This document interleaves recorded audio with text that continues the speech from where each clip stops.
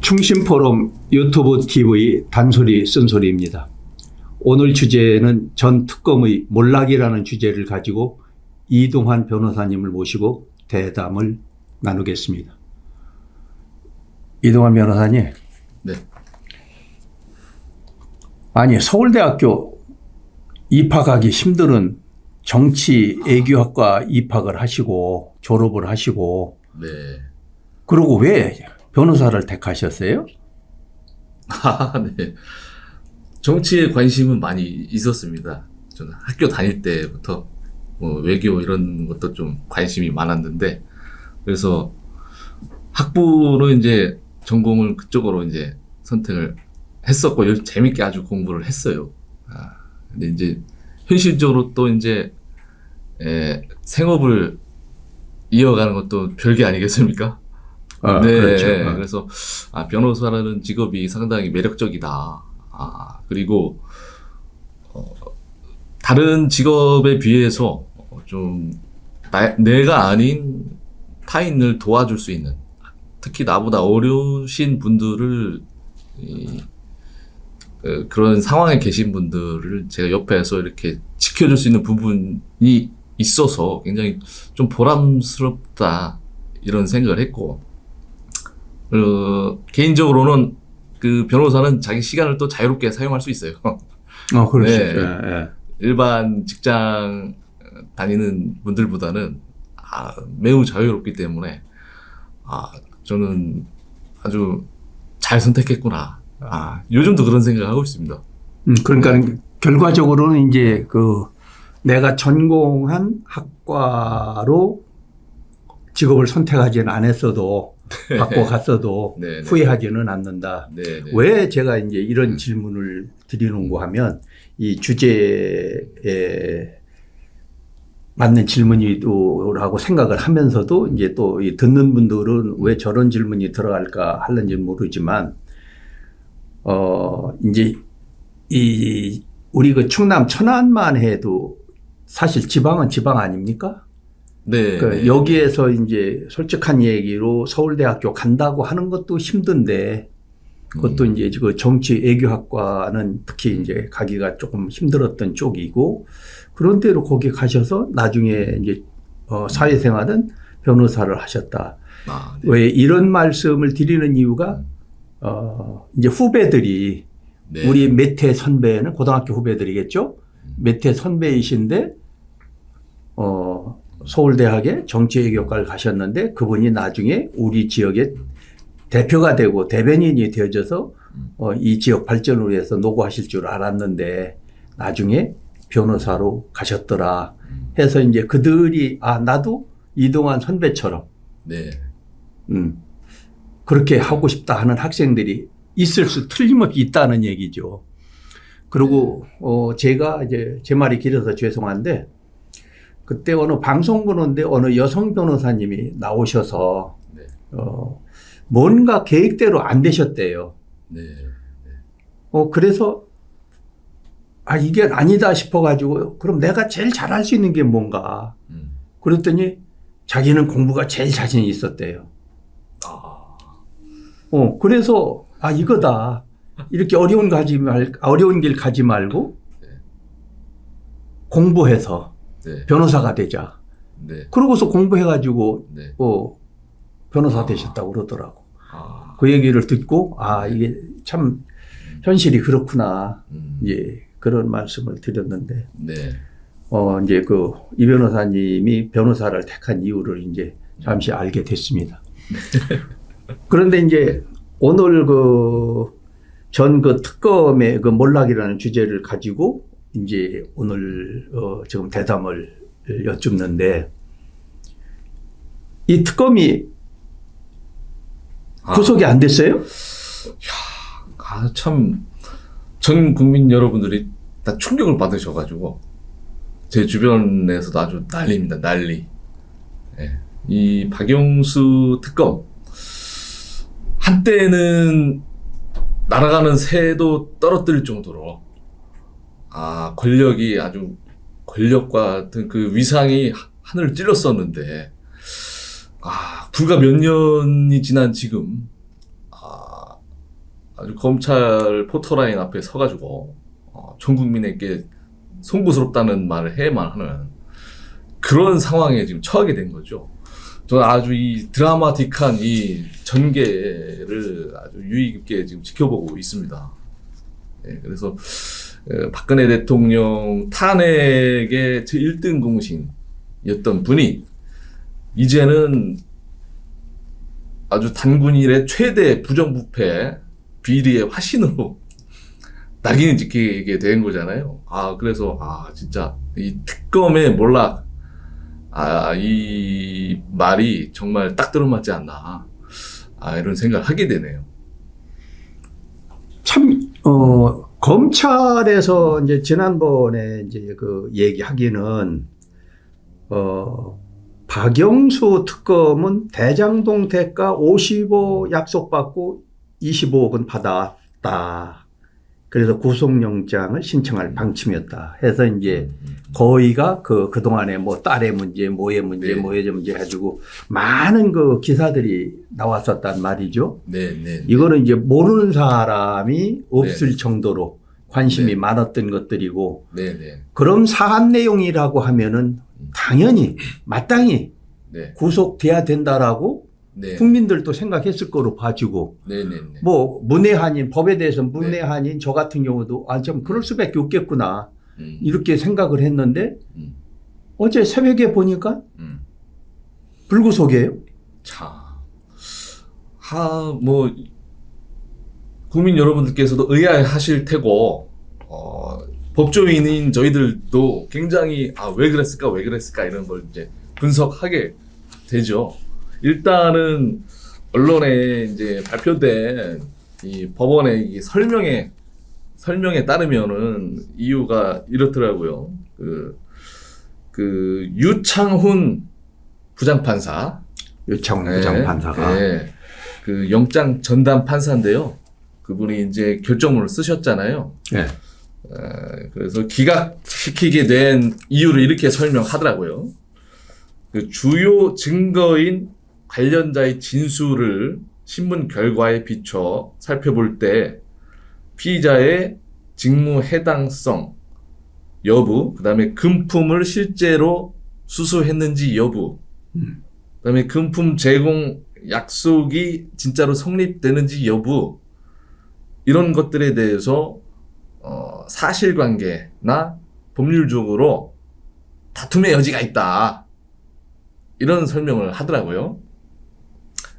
말하자면 쉽게 얘기해서 검찰이 이제 구속영장을 청구를 하면서 제출한 여러 가지 증거 자료들이 있을 거 아닙니까? 예. 박영수 본인도 지금 조사를 받았고 열몇 시간 동안 조사를 받았잖아요. 예. 본인이 진술하고 참고인들 지금 언론에 등장하는 분들이 이모 씨 관련돼서 그 인척이라는 분, 그 대장동 최초 이제 그 설립에 관여하신 분하고, 그 조우영이라고 자금 대장동 그 뭐라고 하나요? 시드머니 최초 자금에 가져오는데 이제 관여했던 분 미리 불러가지고 진술을 이미 들은 상태거든요. 그런 것들을 종합적으로 보니 아마 이 판사 입장에서는 논쟁 여지가 있겠구나, 이런 생각을 한 것 같아요. 예, 일단은 설명상으로는 그렇습니다. 설명상으로는.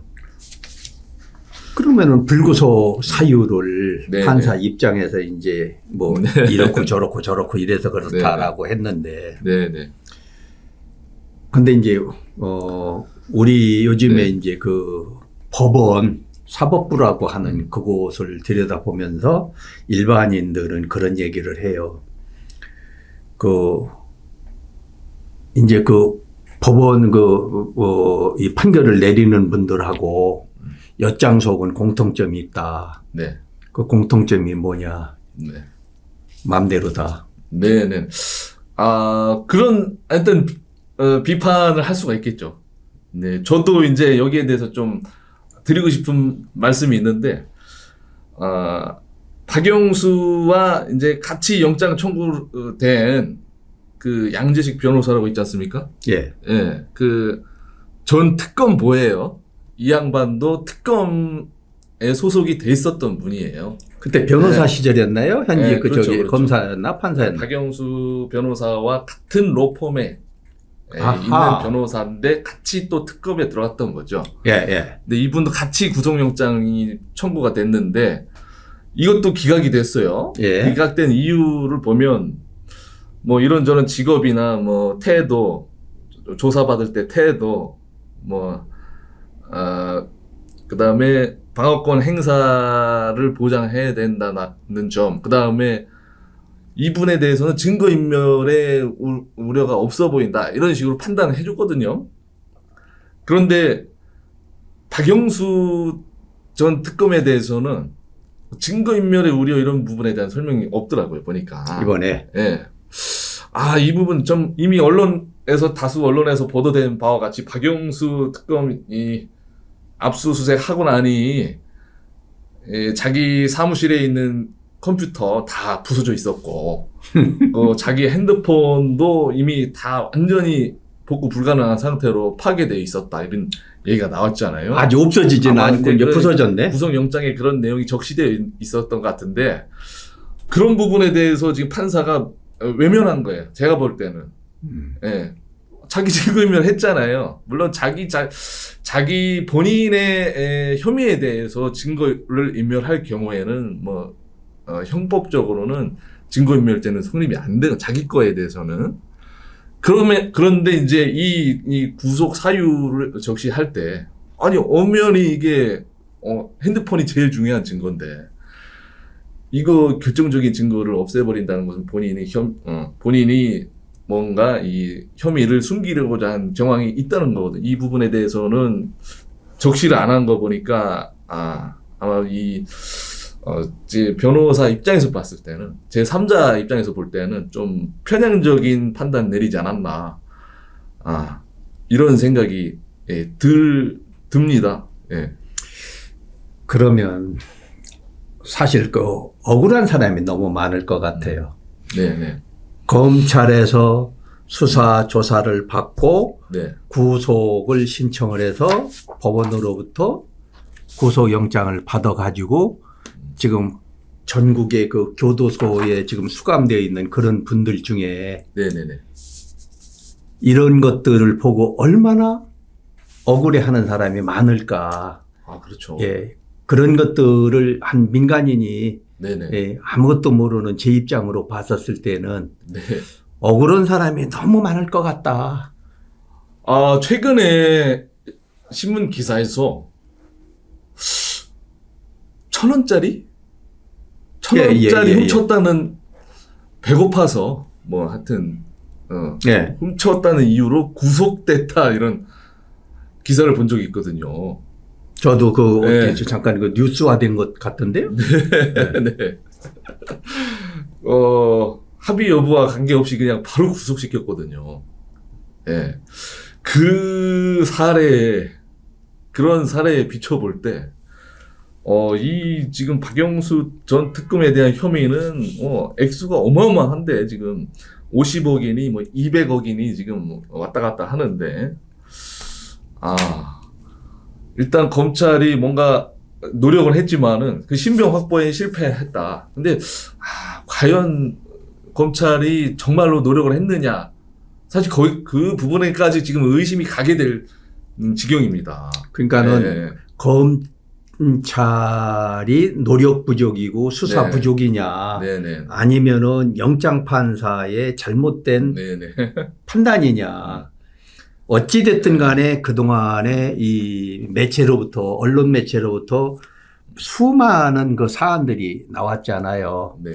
그래서 이제 지금은 아까도 말씀드렸지만은 몸이 수감이 되어져서 억울하게 있는 분들이 더 많을 것 같다. 그러니까 늘 우리가 하는 얘기는 돈이 있는 사람은 무죄고 돈이 없는 사람은 죄인이다. 네. 그 유전무죄라고 하는 그 네네. 용어가 나오는 것도 이제 충분히 이제 이해가 네. 간다. 이제 그런 것들이고. 그러면 이 사람들은 대통령도 조사했던 사람들이니까 네. 무서운 분이요. 이런 사람일수록 더 검사가 확실히 해서 오해받지 않는 네. 수사가 돼야 되고 조사가 돼야 되고 그다음에 영장 심사 그 판사도 네네네. 앞으로 수십 년을 내다보고 수년을 네. 내다보고 전국에 네네. 있는 판사 입장도 생각하고 네네. 전국에 있는 검사 입장도 생각을 해야 되지 않겠는가. 네네. 어디 이런 식의 어떤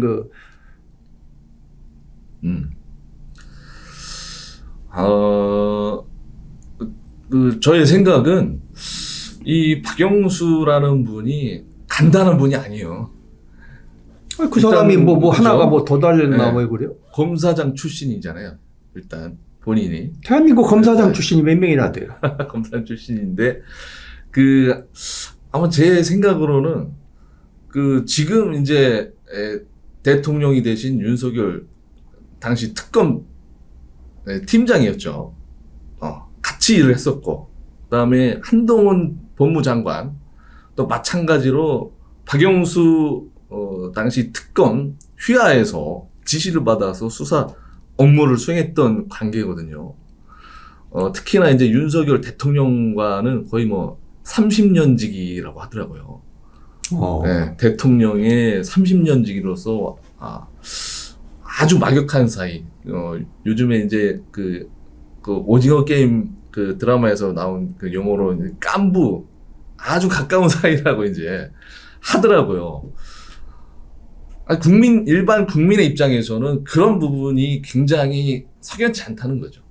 그러니까는 저부터도 알다시피 저는 이제 평생에 이렇게 교원 생활만 40년 이상을 했지 않겠습니까? 네.